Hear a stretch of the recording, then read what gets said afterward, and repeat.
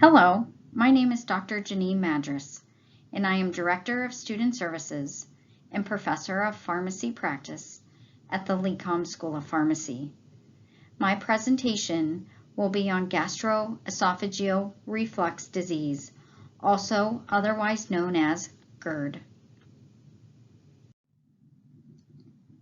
At the end of this presentation, the audience should be able to define gastroesophageal reflux disease, or GERD, and the select symptoms associated with it, define the alarm symptoms and complications of GERD, explain risk factors that may promote GERD, describe the treatment goals of GERD, and describe the non-pharmacologic and pharmacologic treatment options for GERD. Gastroesophageal reflux disease, also known as GERD, is a prevalent medical problem. The gastric contents are refluxed into the esophagus, oral cavity, or the lung, which then causes symptoms or complications. Some select symptoms of GERD include heartburn and regurgitation. Heartburn is the hallmark symptom, and it's a sensation of burning or warmth in the stomach or lower chest that could go to the neck and the back. It most commonly occurs within 1 hour of a meal, and it may be worsened by lying down or bending over. GERD is defined as heartburn occurring 2 or more times a week. Regurgitation is in the back of the throat. There's this acidic bitter liquid, and it most frequently occurs at night or bending over. There are some symptoms that could be present, and usually the terminology is that these are alarm symptoms. When they're present, they usually suggest a more severe disease and/or the presence of complications. They should be evaluated by a physician. And some of these alarm symptoms include dysphagia, which can be defined as difficulty swallowing, or odynophagia, which can be defined as painful swallowing. They can also have upper gastrointestinal bleeding. Some signs could be that they have some vomiting of blood, or black tarry stools, or anemia. Another alarm symptom could be that they are experiencing weight loss, but that it's not explained. Some of the complications of gastroesophageal reflux disease include erosive esophagitis, where there's an erosion of the esophageal lining, hemorrhage, in which bleeding is occurring, strictures, where there is narrowing, Barrett's esophagus, in which the esophageal tissue lining becomes more like the intestinal tissue lining, and esophageal adenocarcinoma, which is a type of esophageal cancer. Over the next few slides, we're going to be discussing various factors that may promote some GERD symptoms. On this slide, we're going to be discussing some food and beverages that may promote the GERD symptoms, such as fatty foods, peppermint, spearmint, chocolate, caffeinated and carbonated beverages, coffee, tea, garlic, cola, chili peppers, alcohol, spicy foods, tomatoes, tomato juice, as well as salt and salt substitutes, onions, and citrus fruit and juices. Some of the medications that may promote GERD include estrogen, progesterone, iron, caffeine, dihydropyridine calcium channel blockers. An example of this is nifedipine, nitrates, bisphosphonates, and an example of a bisphosphonate is alendronate, aspirin, and nonsteroidal anti-inflammatory drugs, otherwise known as NSAIDs, potassium, nicotine, quinidine, theophylline, tetracycline, and anticholinergic medications. Some lifestyle factors that may promote GERD include obesity, smoking, stress that's occurring, being in a supine body position, smoking, exercise, as well as tight-fitting clothing. There are some medical conditions and other risk factors that may promote GERD. Some of those include gastroparesis and other motility medical problems. Gastroparesis is a medical problem in which the stomach does not empty the food properly. Another risk factor could be peptic ulcer disease, and in this condition, ulcers occur in the stomach. Scleroderma could be a risk factor, and in this condition, the skin is thick and hardened. Zollinger-Ellison syndrome could be a risk factor, and this is a medical problem that is rare, but in which tumors occur in the pancreas or the upper section of the small intestine.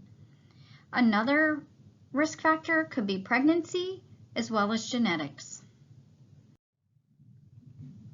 Some of the treatment goals for GERD include relieving the symptoms, reducing the reoccurrence of symptoms, preventing any complications that can result, and preventing and treating any adverse effects that may occur with the medications. We are now going to discuss some non-pharmacologic treatment options for GERD, one of which is weight loss if the person is overweight or they have gained weight recently, raising the head of the bed by 6 to 8 inches. You can put blocks under the posts of the head of the bed or a foam wedge under the mattress in the individual's head and upper torso. Conventional pillows could aggravate the symptoms of GERD, so you do not want to use pillows to raise the head of the bed because the person could end up bending at the waist and elevate the intragastric pressure.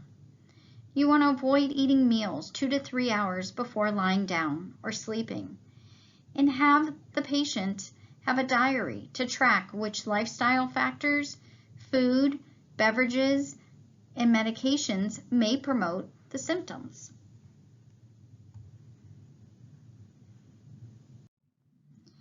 Lifestyle modifications can be recommended based upon a particular individual situation.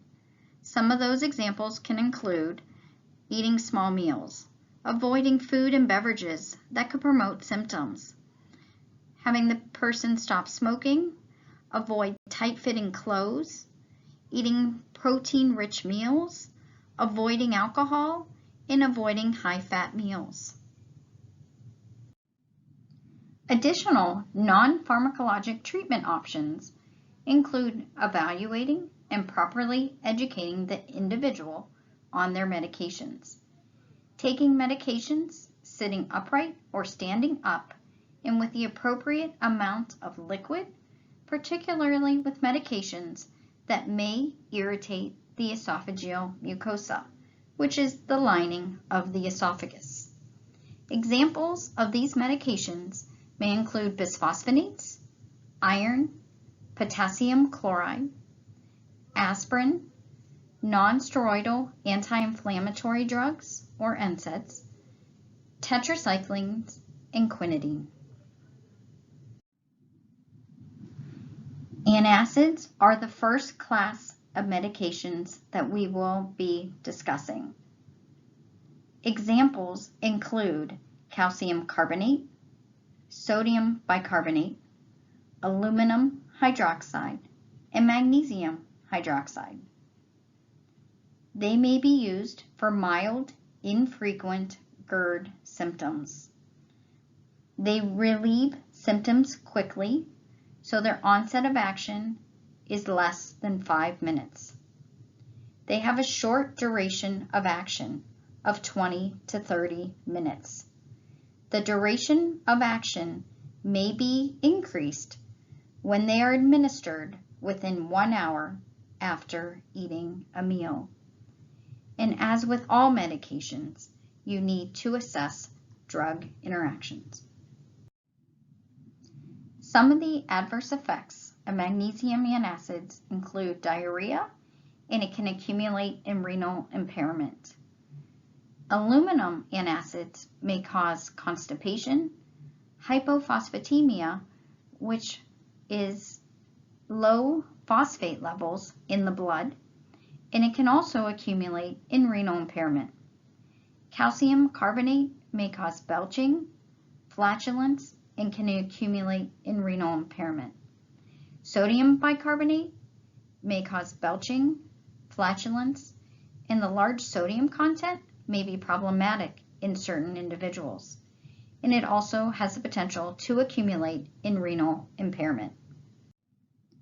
Histamine 2 receptor antagonists are the next class of medications that we will be discussing. They are available via prescription and non-prescription. Some of the examples include cimetidine, brand name Tagamet and Tagamet HB, nizatidine, brand name Axid and Axid AR, famotidine, brand name Pepcid and Pepcid AC. They may be used for mild to moderate GERD. Their onset of action is not as fast as antacids, ranging from 30 to 45 minutes. Their duration of action is longer than antacids, ranging from 4 to 10 hours. Non-prescription histamine 2 receptor antagonists may be taken when symptoms occur or at a specified time that is specific to the product before the anticipated symptoms occur. And as with all medications, you need to assess drug interactions. Some of the histamine 2 receptor antagonists' adverse effects include headache, fatigue, dizziness, somnolence, otherwise known as sleepiness or drowsiness, constipation, diarrhea, and vitamin B12 deficiency may occur if someone is taking the medication for a long period of time and in large doses. The next class of medications that we will be discussing are the proton pump inhibitors. They are available prescription, and some of them are available via non-prescription. Examples include omeprazole, brand name Prilosec, Prilosec OTC, esomeprazole, brand name Nexium, in Nexium 24-hour, lansoprazole, brand name Prevacid and Prevacid 24-hour, rabeprazole, brand name Asifex, dexlansoprazole, brand name Dexilant, and pantoprazole, brand name Protonix. They provide the greatest relief of symptoms and rates of healing. They are used for moderate to severe GERD, for erosive disease, as well as if complications are present. Their onset of action is 2 to 3 hours, but complete relief may occur in 1 to 4 days. Their duration of action is 12 to 24 hours, and as with all medications, you need to assess for drug interactions.